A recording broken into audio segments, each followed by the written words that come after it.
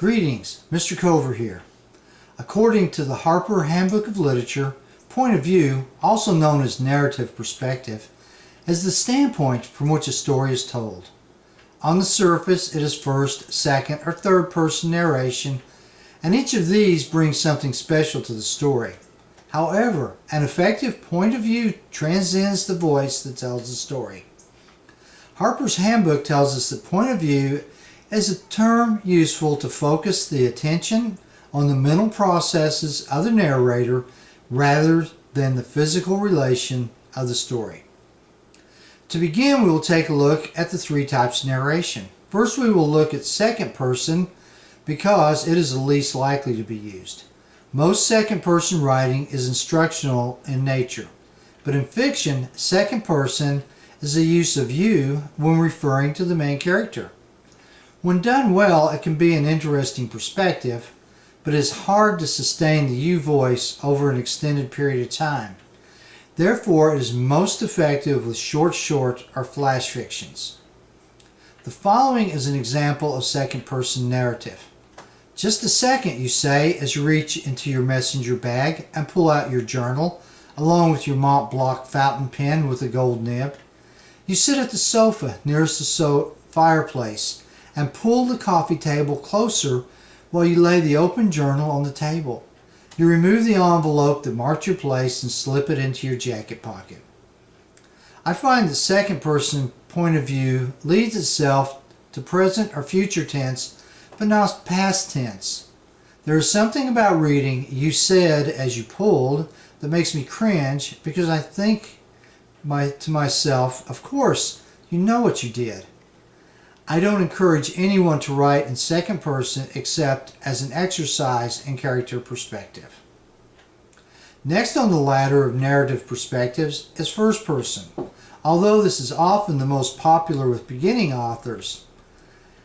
Harper's Handbook tells us that there are three types of first person narrator.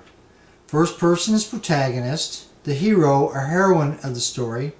First person is participant, a character in a subsidiary role. First person as observer, a character without essential function except to observe and record. Probably the easiest form of storytelling for the beginning writer is the first person as protagonist perspective, which is I or we. I think this is because we are already accustomed to telling stories in first person protagonist. Well, I'll do this.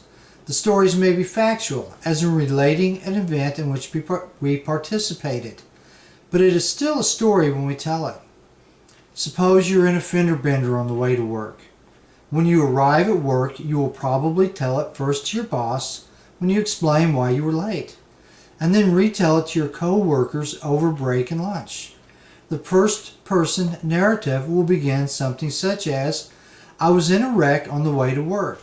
And from there, you will continue to narrate the event as it transpired.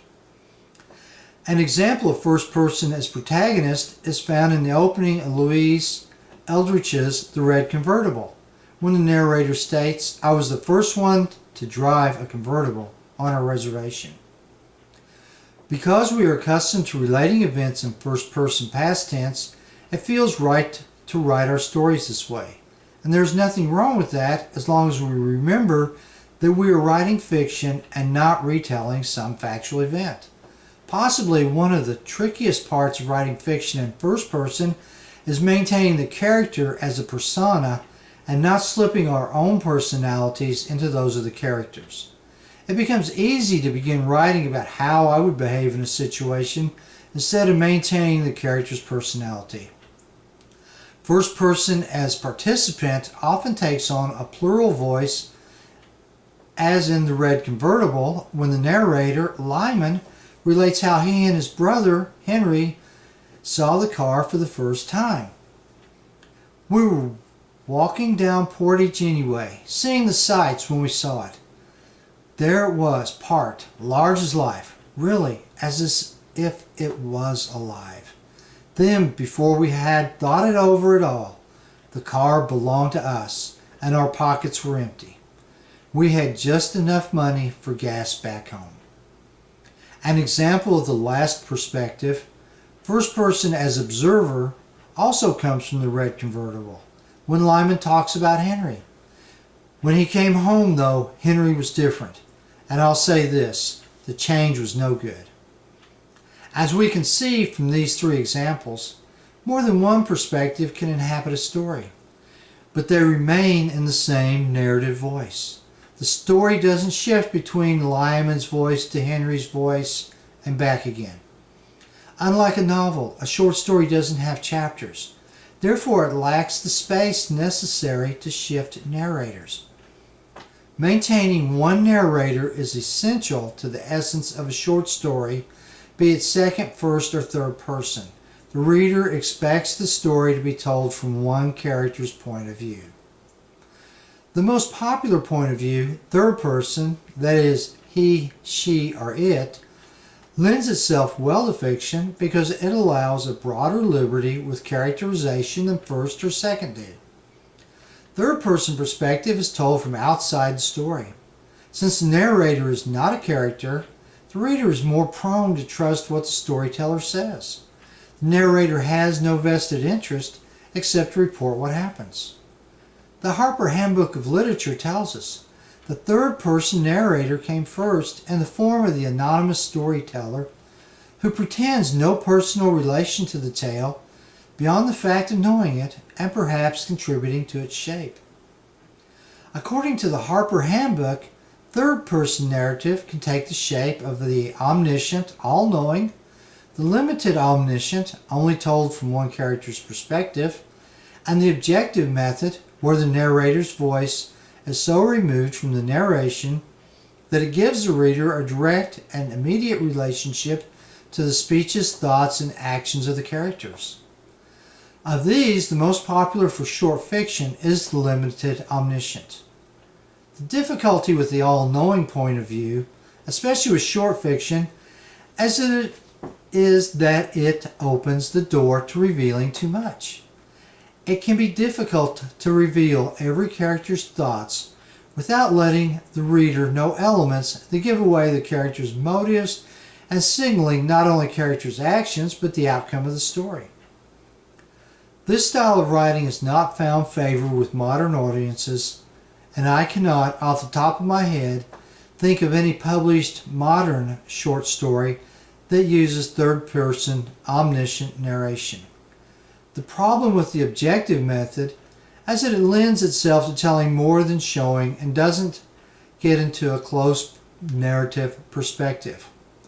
We don't get inside any one character's head, but just get the facts of the story. These stories tend to either rely entirely on physical conflict to carry the plot, or they drone on and nothing happens.